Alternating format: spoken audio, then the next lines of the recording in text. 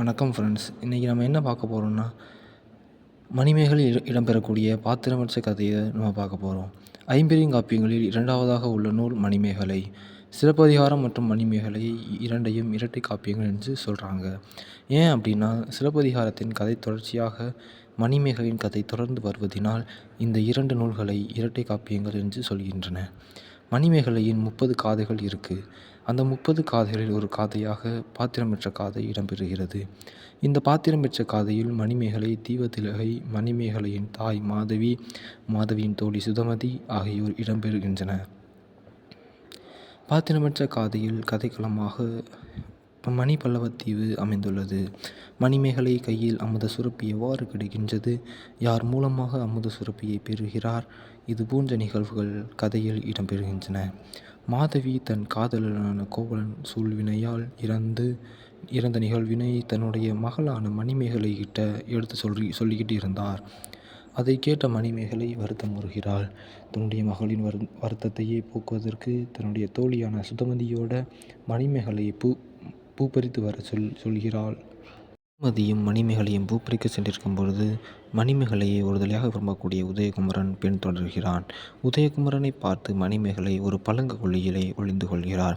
அப்படி ஒளிந்து கொண்டிருக்கும் பொழுது மணிமேகலா தெய்வம் மணிமேகலையை எடுத்துக்கொண்டு மணிபல்லவத்தீவில் விடுகிறது. அதிலிருந்து தான் இந்த பாத்திரமற்ற காதை தொடங்குகிறது. மணிமேகலையை மணிபல்லவத்தீவில் விட்டுட்ட மணிமேகலா தெய்வம் அவகிட்ட ஒரு மந்திரத்தை சொல்லிட்டு மறைஞ்சு போகுது.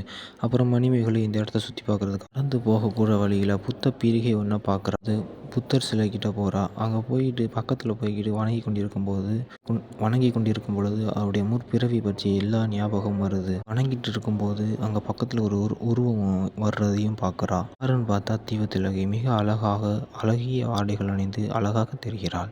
2 பேர் யாருன்னு தெரியாததுனால 2 பேரும் அவங்கவுங்கள அறிமுகம் செய்து கொள்கிறார்கள். அப்பொழுது தீவதிலகை முதலில் மணிமேகலையிடம் நீ யார் என்று கேட்கிறாள். மணிமேகலை தன்னுடைய முற்பிறவி பற்றியும் இப்போதைய பிறவி பற்றியும் தெளிவுபடுத்துகிறாள் தீவதிலகை கிட்ட.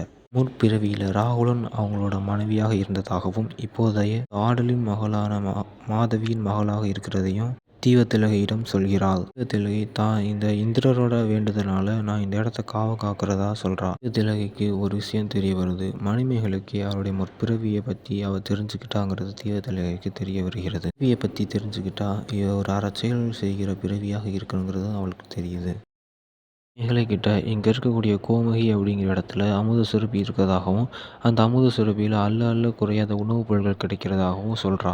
நினைக்கிறாள் அந்த அமுத சுரப்பியை பெற்றுக்கொண்டால் தன்னுடைய நாட்டில் உள்ள உணவு கிடைக்காத நபர்களுக்கு அதை உணவு கொடுக்கலாம் அப்படின்னு நினைக்கிறா. தீவதிலகை கிட்ட அதை தெளிவுபடுத்துகிறா. அதை அறிஞ்சுக்கிட்ட தீவதிலகை அந்த அமுத சுரப்பி ஆகுத்தன் என்ற கையினால் கோமுகி பொய்கையில் போடப்பட்டது என்று சொல்கிறாள். தீவதிலகை பொய்கையிலிருந்து வைகாசி மாதத்தில் பௌர்ணமியிலிருந்து அந்த அமுத சுரப்பி வெளியே வரும்னு சொல்கிறாங்க. கேட்ட மணிமேகலை அதை பற்றி முழு விவரமும் தெரிந்து கொள்ள வேண்டும் என்று நினைக்கிறாள். தீவதிலகை இந்த புத்த பீடிகையை நல்ல மனமுடைய 3 தடவை சுற்றி வரணும் அப்படின்னு சொல்கிறான். வந்து நின்னா அதனோட கையில் வந்து இருக்கும் அப்படின்னு சொல்கிறாங்க. மணிமேகலை அந்த புத்த பீடிகையை 3 தடவை சுற்றி வந்து பொய்கை பக்கத்தில் போய் நின்று அதை தன்னுடைய கையால் பெற்றுக்கொள்கிறாள். சுரப்பி மணிமேகலை கையில் வந்த உடனே தீவதிலகை பசிப்பினி கொடூரமாக இருக்கக்கூடிய சென்று அவர்களுக்கு உணவு அளிக்குமாறு கூறுகிறாள்.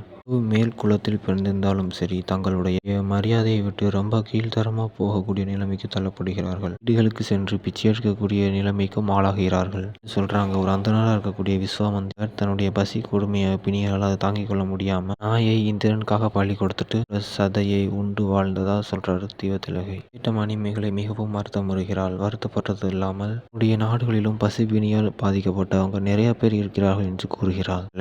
தன்னுடைய நாட்டிலும் நிறைய பசிப்பினி உள்ளவர்கள் இருக்கிறார்கள். என்னால் முடிந்த உதவியை இந்த அமுத சுரப்பி மூலமாக நான் அவர்கள் செய்கிறேன் அப்படின்னு தீவதிலகையிடம் கூறுகிறாள் மணிமேகலை. பிறவியில் ராகுலனோட மனைவியாக வாழ்ந்து கொண்டிருக்கும் பொழுது திட்டிவிடம் என்ற பாம்பு தீண்டி கணவன் இறந்துட்டாரு. இந்த பிறகு அவர் வைக்கக்கூடிய நிரப்பில் தானும் உயிரை விடக்கூடிய தருவாயில மதியான வேளையில ஒரு முனிவர் உணவு கேட்டதாகவும் அவர் கூறுகிறார். அந்த முனிவருக்கு உணவு படைத்ததாகவும் ஒரு கனவு வந்து போகிறது. பயனாக நான் இந்த பிறவியில பிறருக்கு பலன் செய்யக்கூடிய அரணாக பிறந்திருக்கேன் அப்படின்னு சொல்றாங்க. கேட்ட தீவதிலகை இப்போவே உன்னுடைய நாட்டுக்கு போய் பசி பிணியால் பாதிக்கப்பட்ட உதவி செய் என்று அனுப்பி வைக்கிறாள். இவளை தனக்கு தெரிந்த மந்திரம் மூலமாக வான்வழியாக பறந்து இருக்கக்கூடிய புகார் நாட்டுக்கு போறா. தாய் தன்னுடைய மகளை பார்த்தது மாதவியோட தோழியான சுதமதியும் முற்பிறவியில தங்களுடைய சகோதரிகளாக தாரை வீரையாக இருந்ததாக சொல்றாங்க. அதை கேட்டு மகிழ்ச்சி அடைகிறார்கள். சுரப்பி தன் கையில் கிடைச்சதாகவும் அதை பற்றி தெரிந்து கொள்வதற்காக அரபு அடிகளை சந்திக்க உள்ளதாகவும் கூறுகிறார். மாதவி சுதமதி எல்லாரும் அரபு அடிகளை சந்திக்கிறதுக்காக அந்த இடத்தை விட்டு செல்கிறார்கள். பாத்திரம் வச்ச காதை முடிவடைகிறது. மீண்டும் ஒரு தமிழ் உரைகளுடன் சந்திப்போம்.